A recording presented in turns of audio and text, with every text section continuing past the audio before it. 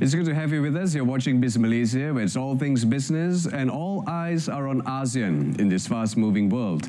Malaysia is carving out its place on the global stage with bold ideas, strategic investments and a vision for sustainable growth, from high-tech innovation to SME empowerment, from infrastructure to digital transformation. We dive deep into the developments shaping Malaysia's economic journey. And today, we can't ignore the rising geopolitical tensions and shifting alliances. So as the chair of ASEAN, how does Malaysia navigate these complex challenges and seize the opportunities in regional collaboration, economic resilience and national security? Those are the questions. ASEAN stands at a crossroads. Today, we take a closer look at ASEAN's resilience, where East Sabah's security meets sub-national regionalism, and Malaysia's strategic vision aligns with the broader goals of BIMP IAGA and beyond. I'm Brendan Lepol. We'll be discussing all these and more with our special guests in the studio. Don't go anywhere. Now, to help us understand what it really takes to strengthen ASEAN's resilience in today's uncertain world, we turn to an economist who shares key insights on regional cooperation, economic strategy, and Malaysia's role in the bigger picture. Let's take a look.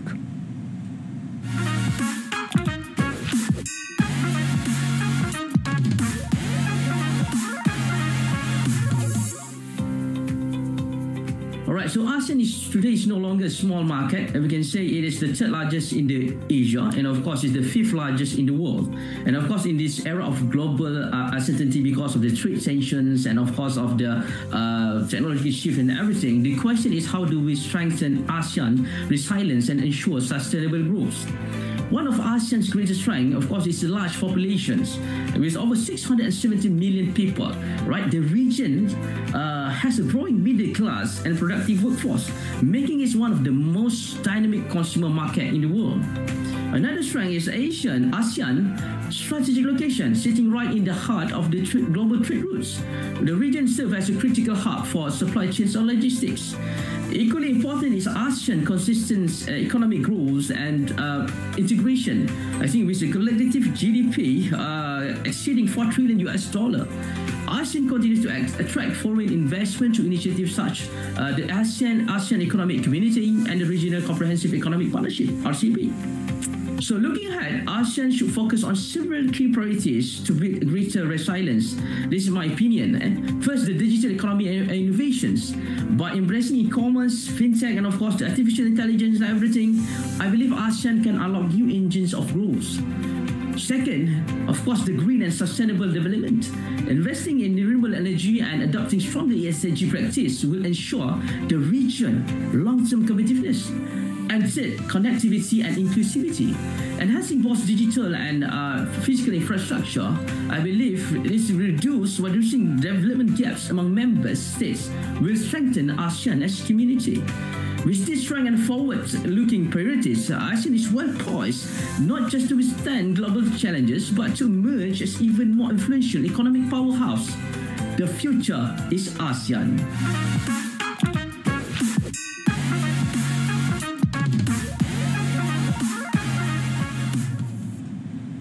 ASEAN's resilience isn't just about regional policy. Among many things, where East Sabah security priorities meet local development, where sub-national regionalism connects with national strategies, and where Malaysia's vision aligns with the broader goals of BIMP IAGA and ASEAN's future. Joining us in the studio is our special guest to unpack all of this and what it means for Malaysia's position in the region. So don't go anywhere. You're watching Biz ASEAN. Our guest will be joining us in the studio shortly to share expert insights on this important topic. Stay tuned. ASEAN Glossary.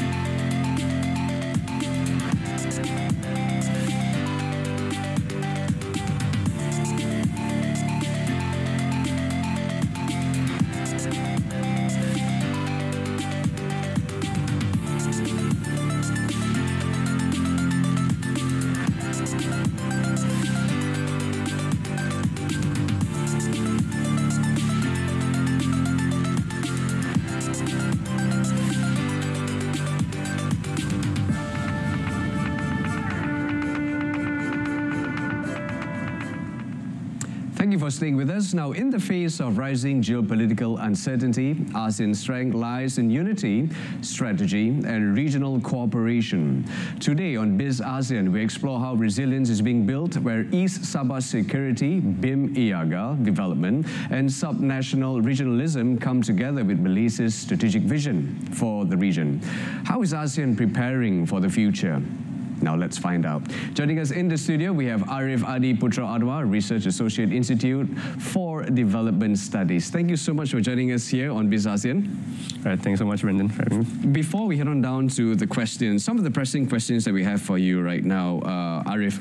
Arif, could you please tell us what is the purpose, first and foremost, of BIM IAGA in the first place? Yeah, it was set up in the 1990s to assist the region which we call Brunei, Indonesia, Malaysia, and the Philippines, the East ASEAN Growth Area, the sense of BIM IAGA. It was set to help assist peripheral territories within these respective countries so that they can achieve sustainable economic growth on par with the central governments or the central regions for these countries. So for Malaysia, it's the Borneo side of Sabah and Sarawak. For the Philippines, it's the southern Philippines, and for Indonesia, it's for Kalimantan and the respective islands, Chad and Chinese next to it. So this is all meant to set up in a way that policy can be channeled and focused in developing this region when sometimes the notion of ASEAN centrality seems to take center stage. So this allows in a way, a more specialized ad hoc arrangement where these regions are able to develop economically. Right. So where do these regions stand? We cannot take away of global uncertainties. We're talking about inflation to geopolitical tensions. How is ASEAN's economic resilience being tested today? It's definitely being tested in the sense that it is in the middle of the China and American trade war right now, and not to mention the often conflagrations that we see in the South China Sea. Oftentimes that the narratives where Sabah, Sarawak, Brunei, Southern Philippines and Indonesia tends to be, in a way, it's not, I won't say buried underneath, but it tends not to get as much emphasis or focus as compared to the effects on, let's say, Vietnam, Thailand, or Manila, or even in the Semenanjung side, the Malaya side. But these are of immediate concerns, especially for the Borneo side, for Sabah and Sarawak, because we are adjacent exactly right to the South China Sea. Right. So any kind of uncertainty in that region also spells uncertainty for Sabah and Sarawak. That's right. Right. And obviously, when it comes to curbing all these challenges, Malaysia has come up with different strategies, to put in place both nationally and subnationally, just to strengthen its resilience, particularly in areas like East Sabah. What strategies do you think is in place right now, and whether it's sufficient? Well, at the national level, we do have the industrialization policies, which is meant to help Sabah catch up in terms of industrialization compared to how we see over here in Kuala Lumpur and the other industrialized states here. Now, what else we have also is the establishment of ESCOM. That was set up in 2013 to assist with security issues when we saw the Tandoor intrusion. Currently, a curfew is still being reinstated in areas like Lahad Datu and the other parts of the East Coast. However, this runs into the issue that this is a very wide area to cover, and sometimes security is quite porous in Sabah. It's very malleable. It's very easy to move up and down across this region because it's just very hard to monitor. So there are current policies in place. However, there needs to be a harder focus and emphasis on ensuring that these areas are more holistically considered in respect to the region as a whole. Right. Now, let's talk about subnational regionalism within ASEAN's larger framework. How does BIM IAGA demonstrate this initiative? Well, BIM IAGA launched its Vision 2035 plan, which was about in 2017.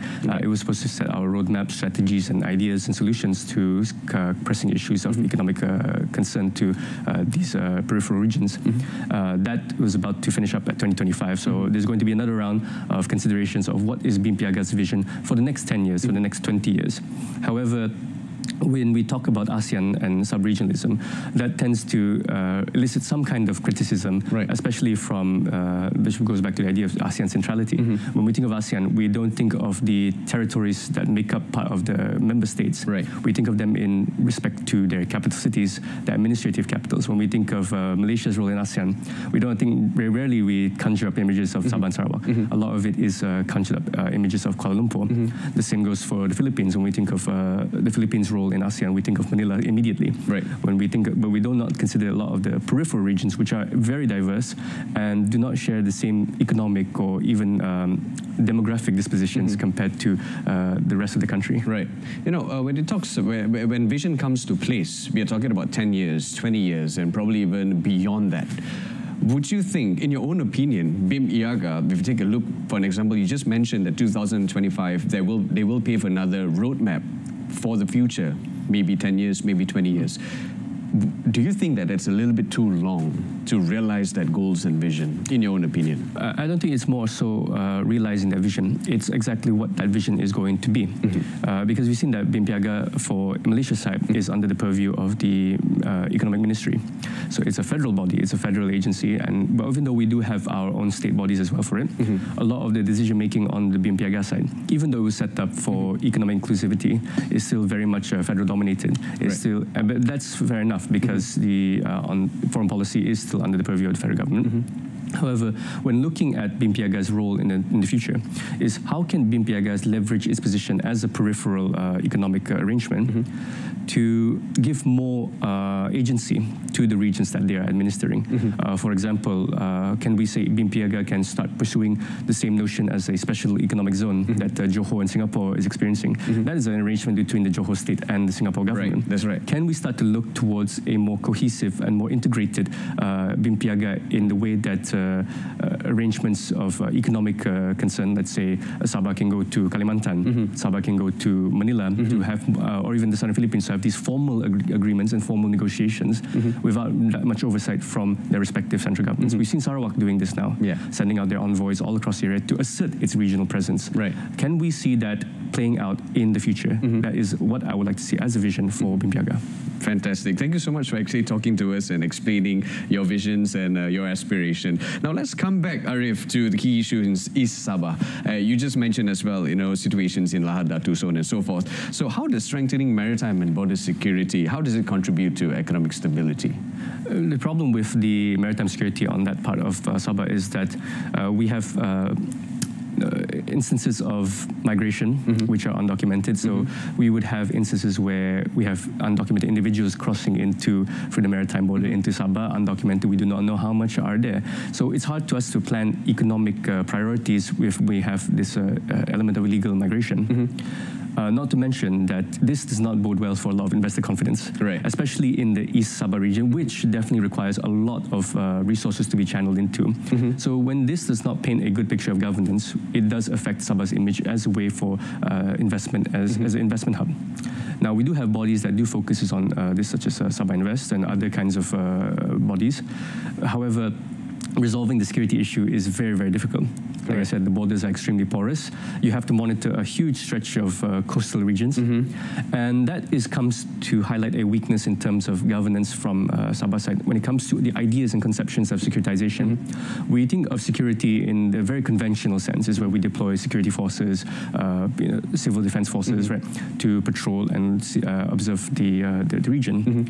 However, we haven't started to consider that maybe we would benefit more from less formal conventional methods of security. Conventional method, wow. For example, we had the Trilateral Cooperation Agreement back in 2019, and this was done between East Sabah, the Southern Philippines, and parts of Kalimantan, North Kalimantan. And that was set up as information sharing between all these regions here, and to allow more closer monitoring. So it shows that there's an efficacy in working together with regional partners rather than trying to have a more, I would say, traditional idea of securitization. And I believe this comes back to the argument of decentralization, because Sabah already itself is distant from Kuala Lumpur. East Sabah itself is very distant from Kota Kinabalu. So we might have to think of more decentralized methods of securitization, where we involve more local communities, we involve local government as well, to become, in a way, they promise the security in a way, because they will be the first on response on the ground. So this can couple with, like I said, the BIMPIAGA initiatives where we work together with other peripheral regional partners. Now we're going to take a quick break right now, and when we come back, we're going to talk about corporations that needs the attention, critical, I would say, right now as we speak, and those questions and more redirected to our guests in the studio. After a quick break, We'll be right back. Stay tuned right now on Biz ASEAN.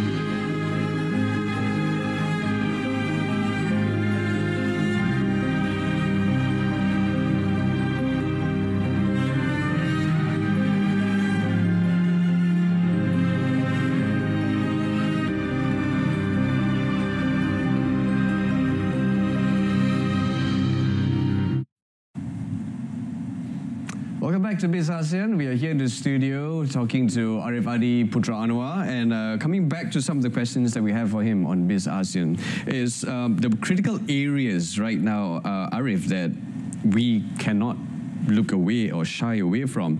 ASEAN's collaboration is often cited as strengths. Now, in your view, what areas of cooperation that are most critical right now? I think I'll have to cite the common criticisms of ASEAN is that even though the strength is unity, it's always this criticism where ASEAN takes too long to get to any kind of resolution. Right. It's considered a very toothless organization. However, I think because of that that almost confidence building and capacity building vehicle that ASEAN serves, and because of that it takes a while. I think ASEAN needs to start looking towards unilateral arrangements as opposed to multilateral ones. ASEAN itself has a multilateral arrangement. Right. It has been given a lot of premium from respective ASEAN leaders.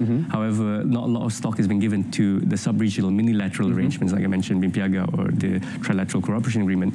And I think we need to shift towards allowing more latitude towards more sub-regional arrangements. For example, Sabah and Sarawak, there's not much concern with in terms of the Gulf of Tonkin or with Thailand and Cambodia.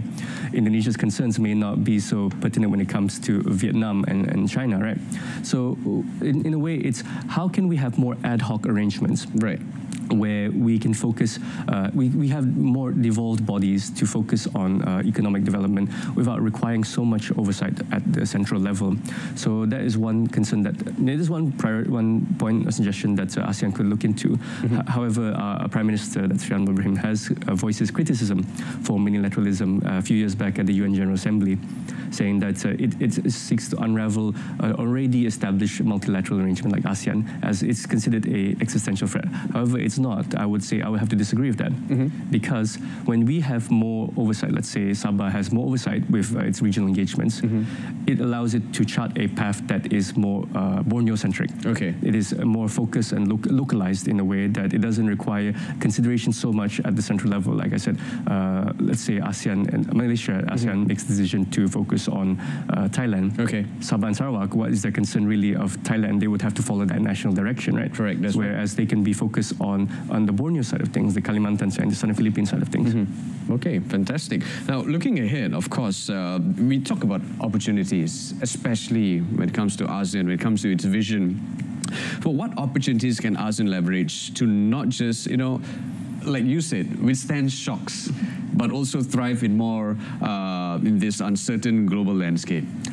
I think, in a way, in this global landscape, the issue is that everything's too interconnected, and an argument to be made is you have to find ways to decouple yourself from that. In a way, whatever happens at the global level, you are still insulated from, in a way, what the global aftershocks. For example, the US tariffs that has been imposed on Malaysia. That affects Malaysia as a whole because of the semiconductor industry. However, when we look towards Sabah, there's not much an effect on it. Sabah's industries are still very much insulated, but you can make the arguments because Sabah's industries are not touching on those industries that are affected by the tariffs. So in a way, it's very much insulated, and in a way decoupled from that more global conversation, from that global issue. So it's picking out where can we find strengths that's that can withstand aftershocks but still be insulated and can still continue as business as usual. Right. It's in a way going for integration is very good. We integrate with larger markets. We can able to tap into larger revenue streams that way. However, at the same time, we need to have more designs where we do still protect our own local industries as well. Okay. Now, let's talk about regionalism, especially when it comes to subnational regionalism, like BIM IAGA, often works on the ground. Faster than Central ASEAN initiatives, not countries, but initiatives. Now, how can national governments better support these efforts? You just mentioned about supports coming from the central government to the state government, and of course, the people of Sabah, and to give them focus. So how do you think, in your own words, probably perhaps, your views, your aspirations, for these support to come from the central government? I think in terms of support, it's more so administrative concessions. Allowing the state government to have more latitude in how it engages with its regional partners. For example, let's say the recent issue with Ambalat. Now that's of immediate concern to Sabah, and of course the Prime Minister invited our Chief Minister, that's Sri Haji. However, that is something that I believe Sabah itself could have played a more active role in resolving, because this is a very sub-regional issue that also has a national concern, national security concern. However, Sabah itself is not denied any kind of talent that's able to engage at that level. The Chief Minister's Office has a special advisor for foreign affairs, which is occupied by Tan Sri Anif Aman, who is a former foreign minister, and who his declaration was being able to have China at the Manila summit for the Code of Conduct for the South China Sea. So there is a level of competency at the state level to allow state to go talk to their counterparts across the other governments, respective national governments, and say that, hey, we want to do this, we want to try focus on this issue, we want to focus on this kind of development. And that should be, in a way, the support that the federal government can give is just allowing it to facilitate that kind of arrangement, but at the same time give the agency to the respective state governments. Sarawak has done this on its own in a way. And it's decided that, okay, well, we want to talk to the Indonesians, we want to talk to the Filipinos, right? And we want to talk to Bruneians. We don't need to wait exactly. We can send out our envoys. So probably, Arif, perhaps what you're saying is that you would appreciate if full autonomy was given to Sabah for them to lay out their strategy and move on with their initiatives? Not exactly full autonomy, but partial autonomy. Partial autonomy. Because at the end of the day, we still need to refer to Wisma Putra, we still need to refer to the Home Ministry when it comes to matters of sensitive issues, foreign sensitive issues, and defense and security. It's just that with that kind of you cultivate a stronger relationship of consultation with one another instead of orders being directly given. It should be a give and take kind of relationship. Give and take kind of thing, yes, where, that's right. In a way, states itself, they like to do this kind of give and take bilateral relationship. Maybe Malaysia could evolve internally in the structure, could evolve engagements between its peripheral territories akin to how it engages with bilateral engagements with other countries, since Sabah and Sarawak in itself are quite specifically designated differently in the constitution, right? Perhaps we can have engagements on that kind of level as well, is that we have more consultative engagements with each other instead of arbitrary ones. Thank you, Arif, for talking to us about that particular topic right there. And here's the thing. Beyond economics and resilience, it also means social and environmental stability. So how can ASEAN balance economic growth with sustainability, and also at the same time taking a look at the community and ensuring its well-being? I think when you mention community, that's the underpinning factor, is community-based solutions when it comes to sustainable development, especially when it comes to environmental protections.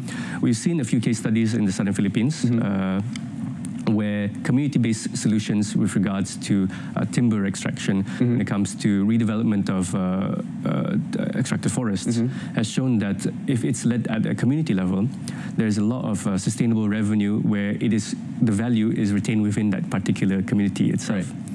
We also see that in Sabah in some cases. We've seen a recent company, a community-based company, a tourism company called Kopel Sendirian Berhad.